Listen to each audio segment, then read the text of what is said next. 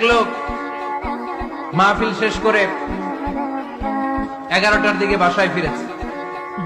তো বাসায় ঢোকার আগে তার ওয়াইফকে ফোন দিয়েছে। ফোন দিয়ে বলতেছে, এই মাহফিল শেষ, আমি কিন্তু বাসায় চলে আসতেছি, শুরু করার আগে তাড়াতাড়ি দরজাটা খোলো। তো স্ত্রী আবার রাতের খাবার স্বামীকে ছাড়া খায় না। তো স্ত্রী দরজা খুলে দাঁড়ায় আছে, স্বামী বেচারা আসছে। আসার পরে স্ত্রীকে বলতেছে, এই শুরু করার আগে রাতের খাবার দিয়ে দাও, খেয়ে নেই। তো স্বামী ওয়াশরুম থেকে ফ্রেশ ট্রেশ হয়ে আসছে, স্ত্রী বেচারিও ডাইনিং টেবিলে খাবার দিয়েছে। এবার স্বামীও খেতে বসেছে, স্ত্রীও খেতে বসেছে। স্বামী আবার বলতে আরম্ভ করছে, শুরু করার আগে ফ্যানটা ছাড়ো, খুব গরম লাগতেছে।